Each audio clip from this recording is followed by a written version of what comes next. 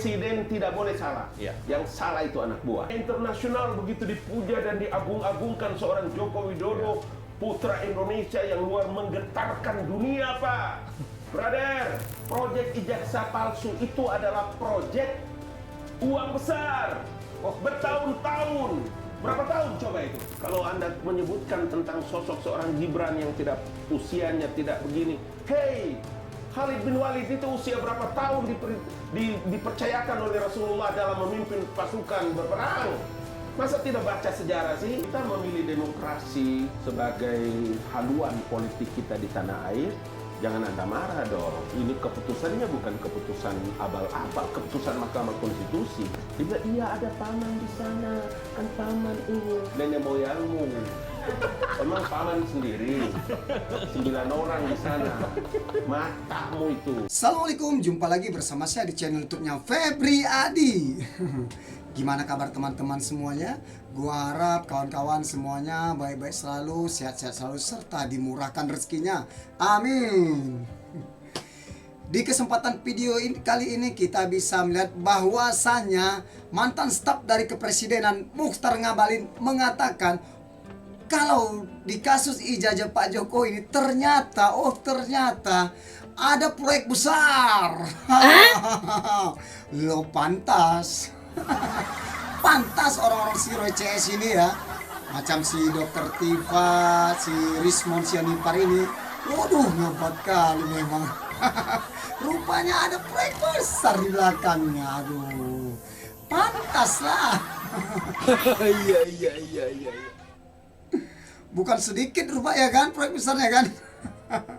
Pantas dia keluar ngotot dia kalau mengatakan ijazah Pak Jokowi itu palsu. Sampai pun udah Bareskrim mengungkapkan kalau ijazahnya itu udah asli. Apalagi?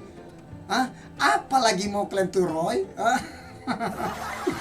Kalian ngotot lagi nanti ke pengadilan, dibawa lagi pengadilan nanti. Kalian bilang nanti pengadilan yang curang lagi. Ya, alhasilnya pengadilan akhirat lagi. Ini apa lah orang ini ya, cari-cari penyakit aja. Negara lain sudah jauh melaju sampai ke ujung dunia sana. Sudah melaju ke pembuatan yang lain, proyek-proyek lain. Ini kalian proyek abal-abal. Bikin malu negara aja kalian ya, kayak panci. Ya, bagi kawan-kawan yang pertama kali menonton video itu saya, jangan lupa kawan-kawannya di subscribe dan di komen kawan-kawan, di komen serta di like kawan-kawannya, di like, oke? Ya udah, nggak usah kita banyak-banyak bacot lagi yuk, panjang-panjang lebar lagi yuk. Mari kita saksikan videonya. Saya datang juga ke Pak Jokowi, kemudian sempat juga saya ngobrol dengan beliau soal ini. Ini orang-orang ini luar biasa loh. Dalam sejarah dunia, sejarah pemerintahan, sejarah politik di dunia, Jokowi itu wali kota 2 periode, gubernur, presiden 2 periode. Iya, betul. Bagaimana bisa ada yang menuduh itu jadi ijazah palsu? Ini jadi orang itu harus beretikalah dalam hal cari makan, itu loh. Jadi maksud apa orang cari itu makan kan betul lah. Masa nyuduh-nyuduhkan orang cari makan ya kan? Masa cari makan dengan gaya menghujat dan mencaci maki orang itu di mana ceritanya? Loh, tapi orang top loh itu. Iya, kalau orang top, tapi kalau kan 2 perbedaannya. Manusia itu dibekali dengan akal dan nafsu. Oke. Kalau akal lebih mendominasi nafsu, maka perilakunya menjadi perilaku malaikat. Kalau nafsu menguasai akal, maka perilaku itu perilaku setan. Bejahat. Mau ilmu mau pangkat gelar bertubi-tubi lagi. Jadi kelompok-kelompok itu termasuk kelompok yang mana dari 2 itu? Sekarang kan bisa kita lihat. Kita Setan. to the point. Tidak ada, ini judul to the point. To the point aja. Jadi kalau dilihat dalam setiap statement, setiap apa yang disampaikan itu kan hanya segitu-gitu aja. Betul. Tidak berkembang. Iya. Iya kan? Tidak berkembang. Ukurannya gampang. Tinggal kita nilai. Media paling gampang menilai. Kalau sudah orang sudah keluar hujatan, mencaci maki, tangkap, penjarakan, penipu, pembohong. Malu apa ini namanya? Kayak bangsa ini tidak punya peradaban. Malu. Kita keluar negeri, waktu kasus apa namanya itu, Los Angeles terbakar, seakan-akan seluruh Amerika terbakar. Saya bikin, coba lihat VT saya, saya lagi berdiri loh di Hollywood ini, di tempat yang terbakar. Ini doang yang terbakar. Kenapa medsos Indonesia seakan-akan seperti Amerika dan Los Angeles itu terbakar? Jadi please, cari uang dengan cara yang beradab, cari uang dengan cara yang halal dan thayyibah. Jangan begitulah. Ini mantan petinggi republik, orang maju, bagus. Suka kesel nggak sih kalau ngelihat atau lihat media atau apa dengan orang-orang? Enggak, saya tahu loh. Ini saya tahu siapa-siapa. Ya. Berteriak di sini kan saya tahu. Siapa itu? Ya di depan mata ini kan saya tahu. Ya, Oh, bokor-bokor si Anu itulah. Dulu pernah datang sama saya. Kenapa Jokowi beginikan saya, Lik? Oh ini saya tahu semua, saya lihat kok bagaimana. Ya mumpung ditutup poin siapa itu? Jadi saya juga paham semua. Kan?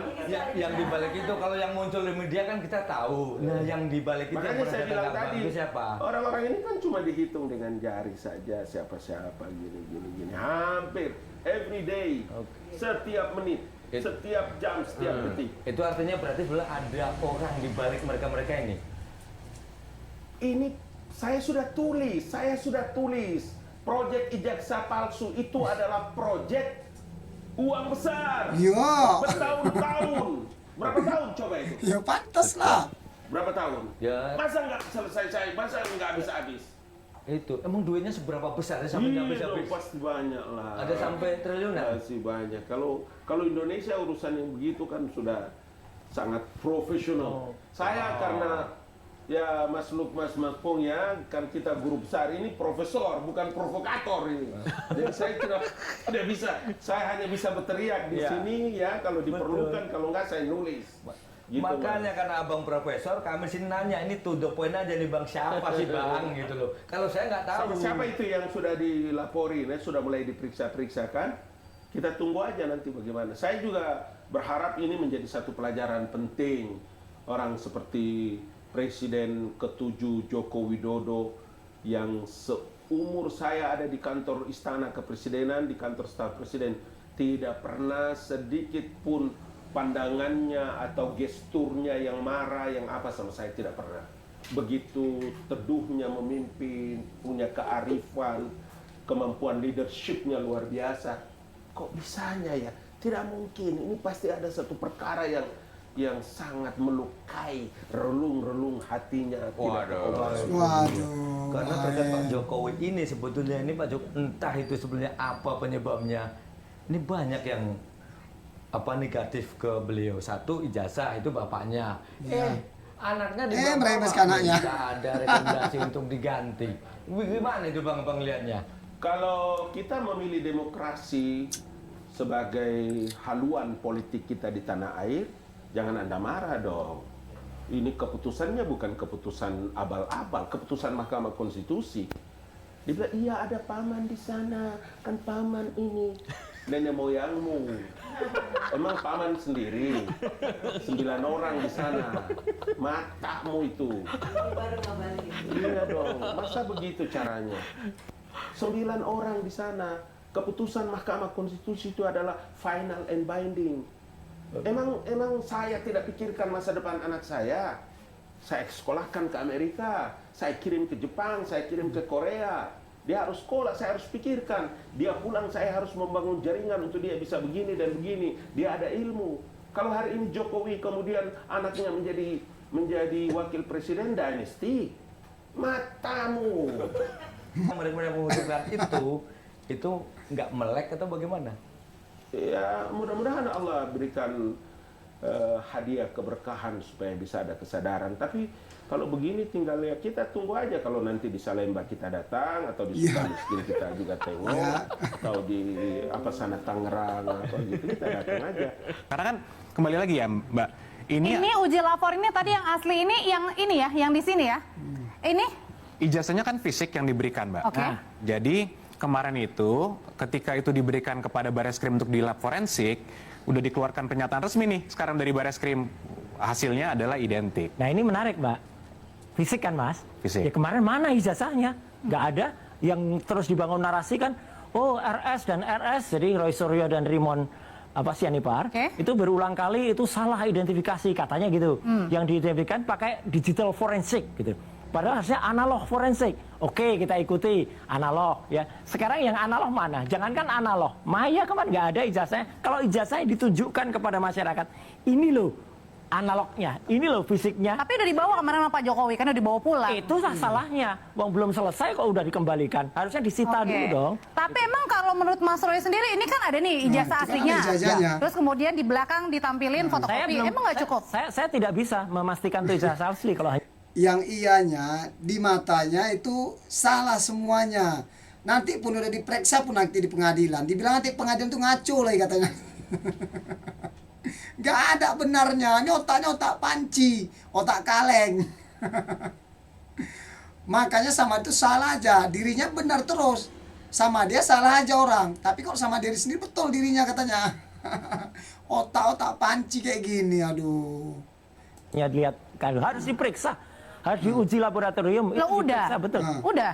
Belum bisa dikatakan itu uji yang netral. Kalau benar netral, kita semua uji. Artinya Mas, gini, yang namanya gelar perkara, nanti pakar hukum pasti ada lah. Ya.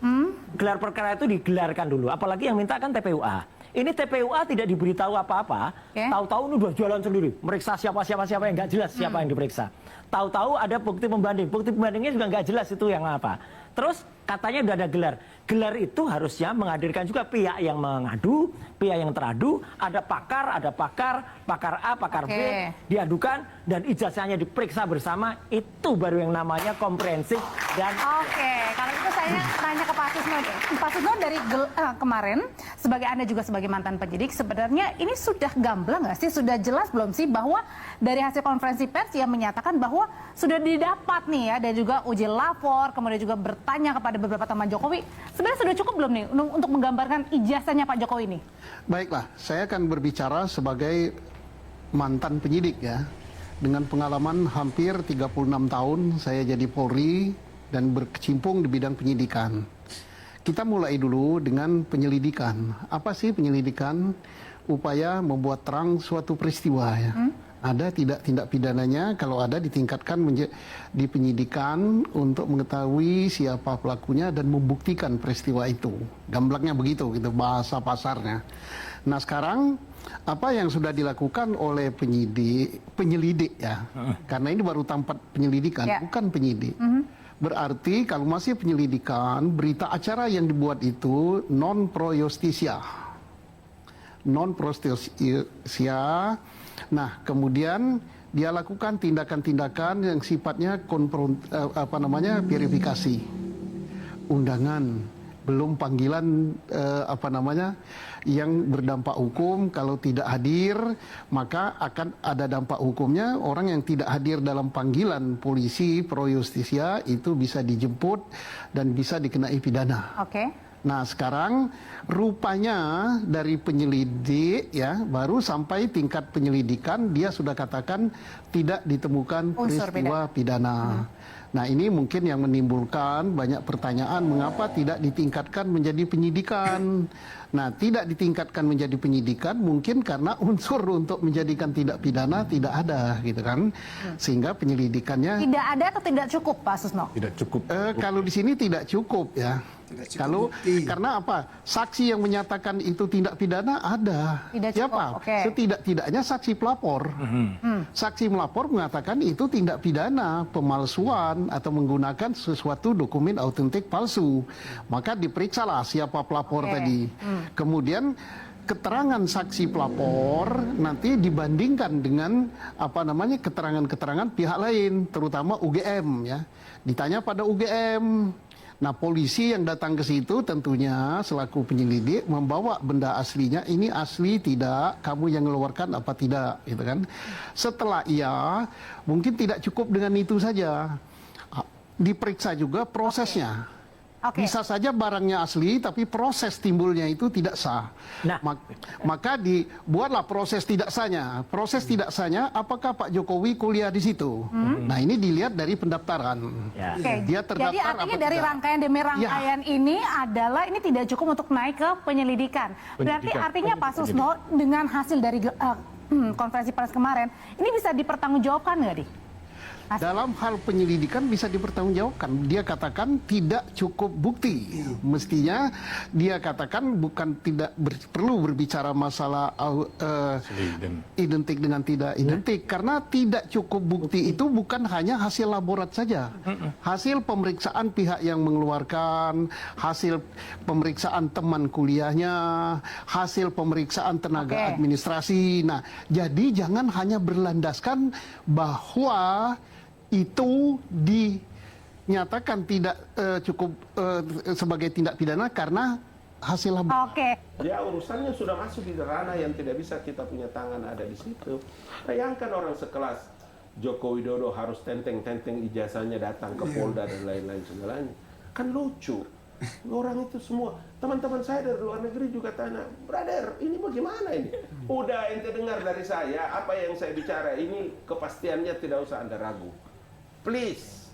Gitu. You trust me, kau harus percaya sama saya. Oh, jadi luar negeri juga memperhatikan juga ya Iya. kasus ini. Jadi Bayangkan, abang harus menjelaskan itu ke mereka. bayangkan hampir di setiap medsos itu menjelaskan dalam hitungan waktu mungkin minggu depan Jokowi akan ditahan, akan dipenjaraan dan macam-macam ngomongnya. Kan geger kan? Di dunia internasional begitu dipuja dan diagung-agungkan seorang Joko Widodo, putra Indonesia yang luar menggetarkan dunia, Pak. Brother. Dilanjutkan dengan seorang presiden jenderal bintang 4 yang begitu gagah dan berani. Aduh, kacau deh. Coba aja coba dia serang Prabowo. Coba saya mau lihat. Berani nggak? Kalau nggak terlipat-lipat kau dikit.